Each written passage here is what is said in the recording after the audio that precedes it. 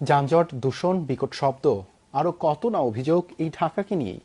তারপরও এই শহর ধারণ করে আছে আমাদের সবটুকু। হাজারো অপ্রাপ্তির ভিড়ে ঢাকার বুকেই বেড়ে উঠছে অমিত সম্ভাবনার নতুন প্রজন্ম।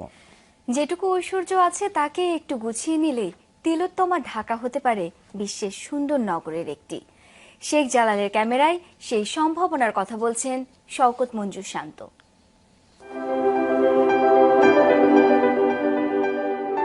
আকাশের বুক চিরে সূর্যোদয়, ঘুম ভাঙে তিলোত্তমা ঢাকার। মুহূর্তে জানান দেয় সময় হয়েছে ছুটে চলার।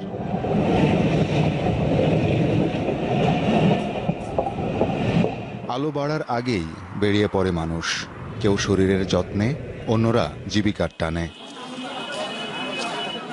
ঢাকার প্রতিটি গলির আছে একটি করে গল্প, সে না বলা কথা শোনা যায় দেয়ালে কান পাতলেই।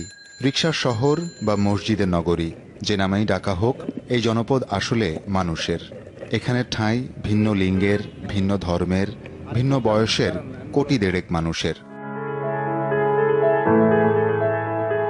নগরের প্রকৃতি যেন রঙ্গমঞ্চ, রূপ বদলায় ঋতুতে ঋতুতে, কখনো ক্ষণে ক্ষণে, কখনো রোদ, কখনো গোমড়া মুখের মেঘমাল্লা, হঠাৎ ভিজিয়ে দেয়া ঝুম বৃষ্টি, আবার শীতের আগমনী বারতা।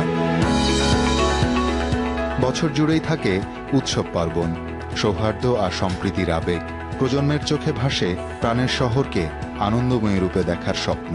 সকালবেলা ঘুম থেকে ওঠার পরে অনাবিল শান্তি পরশ ভুলে যায় গ্রামে, ঠিক তেমনই ঢাকা যেন সকাল থেকে সন্ধ্যা পর্যন্ত সেরকম থাকে। এখানে প্রত্যেকটা মানুষ সচেতন হোক পরিষ্কার পরিচ্ছন্নতার ক্ষেত্রে, কারণ ঢাকাটাকে সুন্দর করতে হলে আমাদেরকে সবাইকে সচেতন হতে হবে। স্বপ্নের একটা ঢাকা শহর, স্বপ্নের একটা জায়গা ক্রিয়েট করতে হলে তার জন্য মেইন ভূমিকা পালন করব আমি নিজেই। ঐতিহাসিক স্থানগুলো সাক্ষ্য দেয় জৌলুস আর ঐতিহ্যের। পরিকল্পনার অভাবে ম্লান হলেও হারিয়ে যায়নি একেবারে।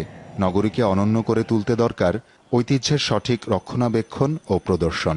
সর্বাধিক গুরুত্ব দিয়ে পরিকল্পনা নির্ভর এই নগরীকে বানানোর যে প্রয়াস এবং সমন্বিত উদ্যোগ, এই কাজটুকু করার সময় হয়েছে। শুধুমাত্র পলিসির কারণে পুরনো ঢাকা আমূল পরিবর্তন হয়ে যেতে পারে।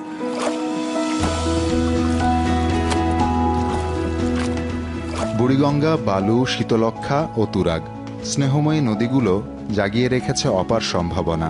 অভ্যন্তরীণ খালের উপযুক্ত সংযোগ ঘটিয়ে তৈরি করা যায় পর্যটনের মহাপ্রকল্প। সময়ের সাথে শহর বাড়ছে চারপাশে, সম্ভাবনা সুযোগ সবই আছে, দরকার পরিকল্পিত ব্যবস্থাপনা।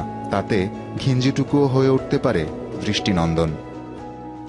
তিলোত্তমা নগরী ঢাকা, 400 বছরেরও পুরাতন ইতিহাস, হাজার বছরের ঐতিহ্য, সংস্কৃতি,